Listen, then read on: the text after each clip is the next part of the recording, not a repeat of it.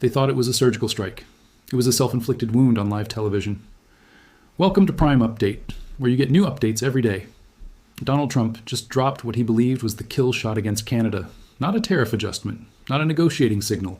A direct, specific threat to sever the economic oxygen lines that keep Canadian industry alive. Agricultural technology, semiconductor components, advanced manufacturing equipment. Delivered through a formal White House economic directive that sources inside 3 separate federal agencies, described to Reuters as the most aggressive unilateral trade instrument this administration has deployed since taking office. This wasn't a warning, it was a guillotine.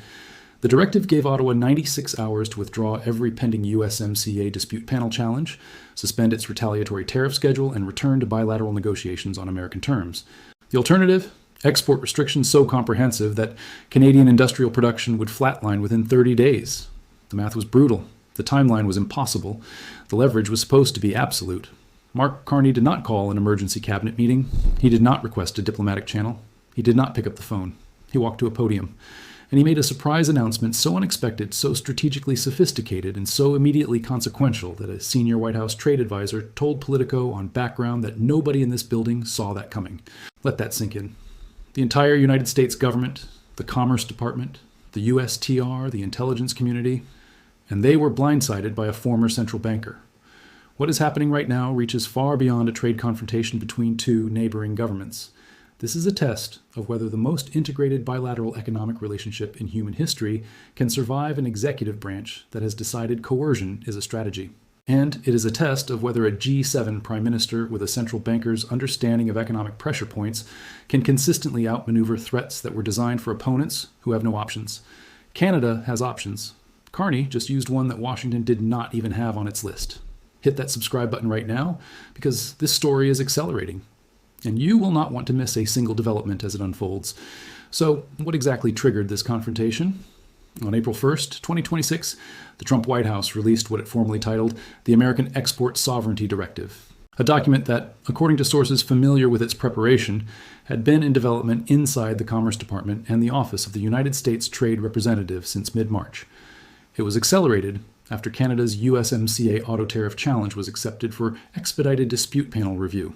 The panel was moving too fast. The administration needed to stop it, so they built a bomb. The directive invoked Section 1753 of the Export Control Reform Act, authorizing the president to restrict exports of goods deemed essential to American national economic security when a trading partner has taken actions determined to be contrary to American interests. Read that again. Agricultural seeds and computer chips are now a matter of national security because Canada filed a legal dispute. The specific goods listed in the directive were not random. Agricultural biotechnology inputs, seed treatments, and crop protection chemicals manufactured by American companies and used extensively by Canadian prairie farmers appeared on page 1. Semiconductor fabrication components used in Canadian technology manufacturing were on page 2. Advanced CNC machining equipment critical to Canadian aerospace and auto parts production was on page 3. Each category was selected with surgical precision to maximize pressure on the Canadian industries most politically sensitive to Carney's governing coalition. Sources inside Global Affairs Canada described the targeting as deliberate, sophisticated, and clearly the work of people who had studied the Canadian economy carefully. This is not just another political controversy. Canada's agricultural sector, the wheat, canola, and pulse crop producers of Saskatchewan, Alberta, and Manitoba, depends on American manufactured crop inputs that do not have immediately available substitutes from non-American suppliers at commercial scale. The directive was designed to make that dependency hurt fast. And believe me, when a prime minister responds to that kind of targeted economic pressure with a surprise announcement that the White House did not see coming, the preparation behind that response has been running longer and deeper than anyone in Washington realized. Here's the full picture of what had been building to this moment. The escalation trajectory had been accelerating since late March 2026. That's when Canada's coordinated response to Trump's tweet-based trade ban. The response in which Carney told international television that a tweet is not a law, while 3 G7 finance ministers called Ottawa in solidarity, had produced what sources inside the administration described as a genuine reevaluation of tactics. The tweet approach had failed, publicly, documentably. It made the administration look weak. The formal directive approach was the administration's answer to that failure, a legally grounded instrument, citing specific statutory authority, with a clear deadline and a specific list of demands. But there was a problem the administration had not fully accounted for. According to reporting from the Financial Times and the Globe and Mail, Canada's trade response team had been wargaming American export restriction scenarios since January 2026. Not generically, specifically. The Global Affairs Canada Contingency Planning documents, described by 3 sources familiar with their contents but not publicly released, included a dedicated section on American export control escalation. It identified the most likely targeted sectors. It modeled the economic impact timelines. And it outlined a Canadian counter-strategy built around a single core principle. When Washington restricts exports, Ottawa announces alternatives that already exist. They were not scrambling, they were waiting. Smash that like button right now if you are beginning to understand the depth of preparation behind what Canada has been doing throughout this entire confrontation. And here's where it really gets serious. At 11:22 a.m. on April 1st, the White House Export Sovereignty Directive hit the wire. At 11:47 a.m., 25 minutes later, Mark Carney's office notified the press gallery that the Prime Minister would make an announcement at noon. Not a response announcement. A surprise announcement. The framing was deliberate. Canada was not reacting to Trump. Canada was announcing something it had already decided to do. At noon, Carney stepped to the podium at Rideau Cottage. His expression carried what one veteran parliamentary correspondent described as the specific quality of composure that precedes a statement the speaker knows will move markets. He did not mention the White House directive for the first 90 seconds. Canada has concluded a landmark agricultural technology partnership agreement with the European Union, the United Kingdom, Australia, and New Zealand, Carney began, effective immediately, providing Canadian farmers with guaranteed access to European manufactured crop inputs, British agricultural biotechnology, Australian seed treatment technology, and New Zealand precision agriculture systems, at terms that are, in several categories, more favorable than existing American supply arrangements. A journalist in the second row visibly exhaled.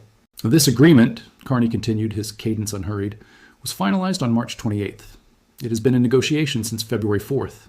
It covers 94% of the agricultural input categories referenced in this morning's American Export Directive. He paused for exactly 2 seconds. Canada noted the directive. Canada had already addressed it. The market reaction was immediate and specific. American agricultural biotechnology stocks, the companies whose Canadian export revenues were the leverage instrument inside the White House directive, fell between 2.8% and 4.1% within 30 minutes of Carney's statement. The reason was straightforward. An export restriction only generates leverage if the target has no alternative supply. Carney had just announced, with documented specificity, that Canada had alternative supply covering 94% of the restricted categories, finalized 3 days before the directive was issued. The leverage had evaporated before it was deployed. Chicago agricultural commodity markets registered the announcement as a supply chain stability signal for Canadian crop production. The Canadian dollar strengthened 0.6% against the US dollar within the hour. And in Brussels, the European Commission's trade spokesperson confirmed the partnership agreement's existence and its March 28th effective date in a statement issued at 12:15 p.m. Ottawa time, confirming that Canada's announcement was not improvised.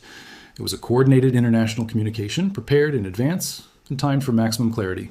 This moment did not arrive without historical parallel, but the parallels that apply here illuminate something about the specific nature of Carney's approach that distinguishes it from anything in the prior record of Canadian-American trade confrontations.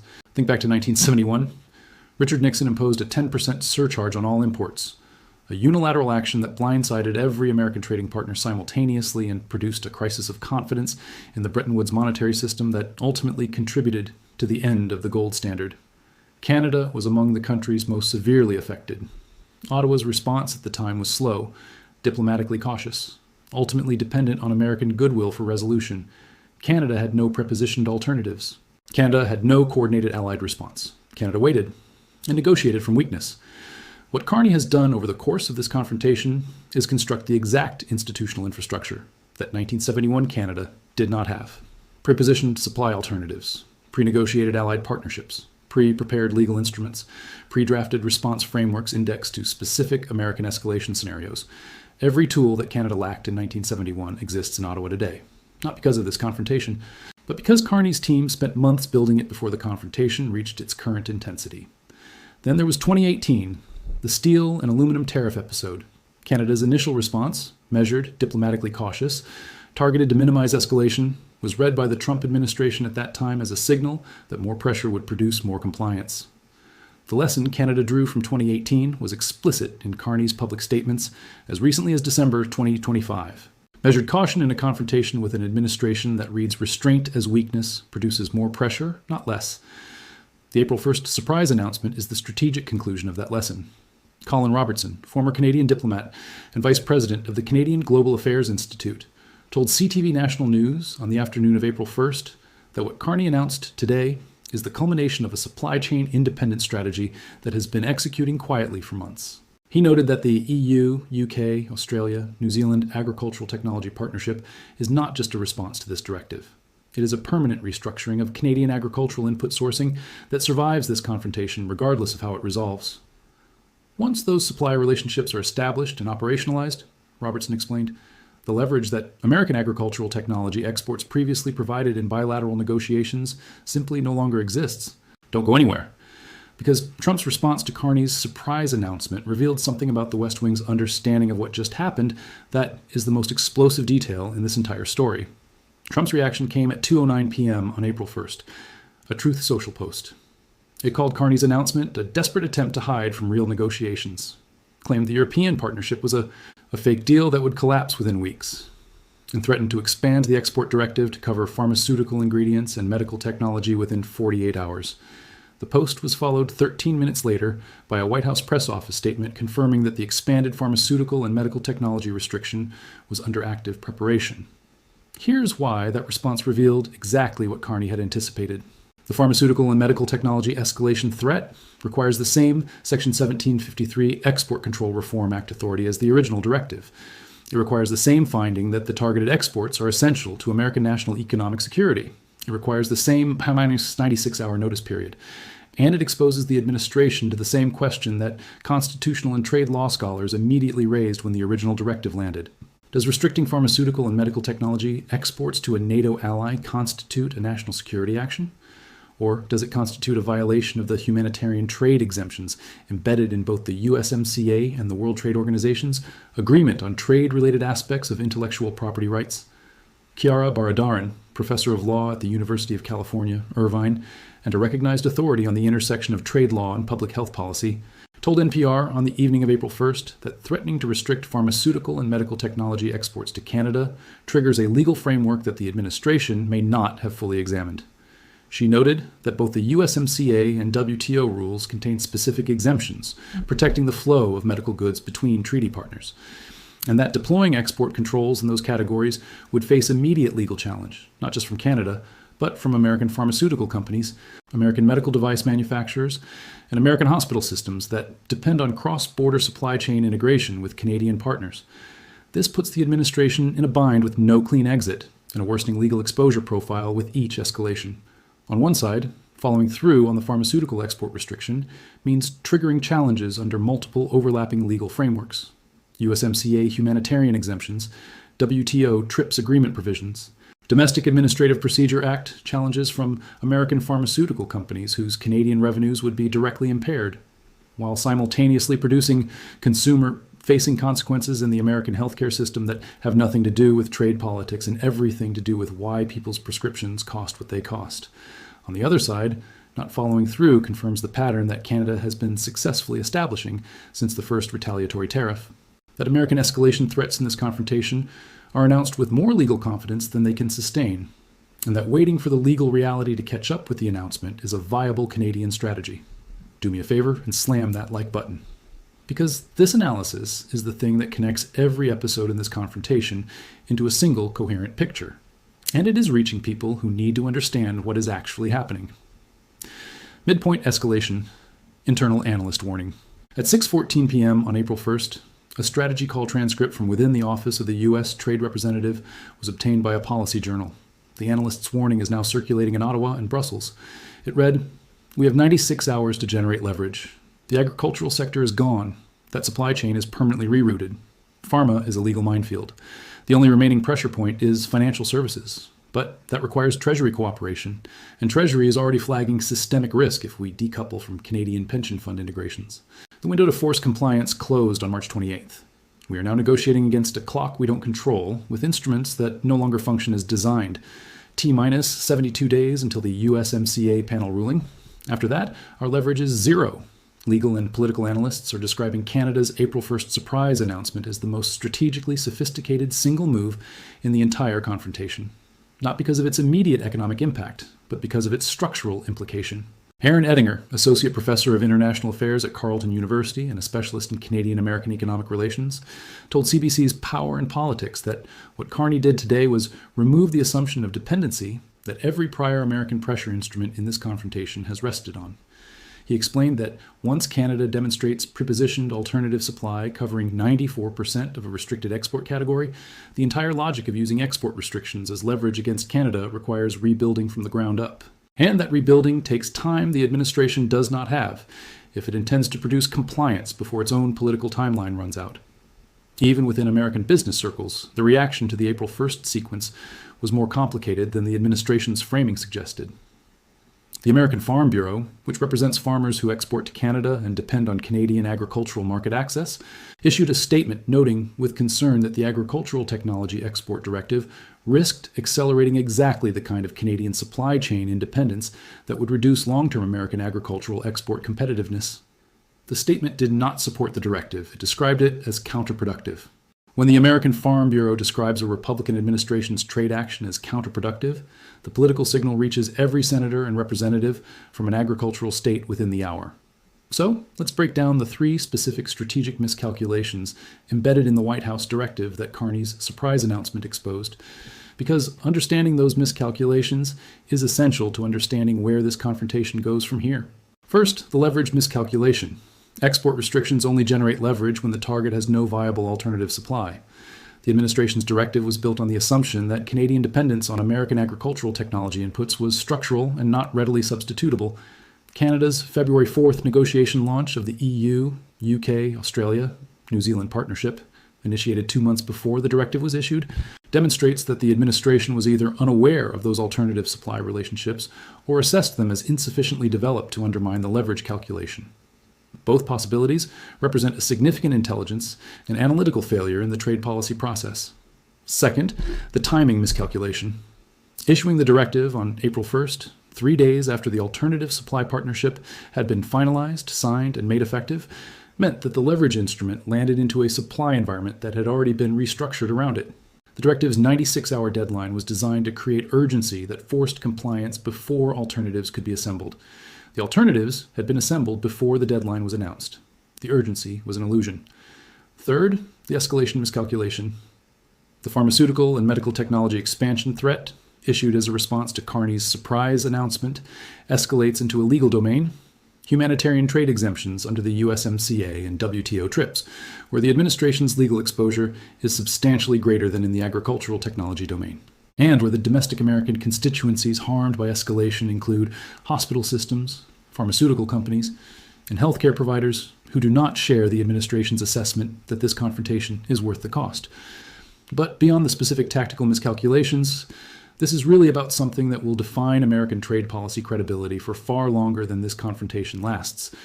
It is about whether the assumption of allied dependency, the assumption that American exports, American technology, and American market access are so essential to partner economies that those partners cannot afford to develop alternatives, remains a viable foundation for American economic leverage in a world where those partners have spent the past 2 years quietly building exactly those alternatives. Canada is not the only American ally that has been watching this confrontation and drawing conclusions. Every nation with a trade agreement containing export control provisions has noted that the Trump administration is willing to weaponize those provisions against treaty partners without the full legal analysis that such weaponization requires. Every nation with agricultural, pharmaceutical, or technology import dependencies on the United States has noted that Canada moved quietly and methodically to reduce those dependencies before the pressure instrument was deployed. The strategic lesson is transferable. The institutional architecture Canada built, the pre-positioned alternative supply relationships, the pre-negotiated allied partnerships, the pre-prepared legal frameworks, is a model that every American ally with a trade exposure to executive coercion is now studying.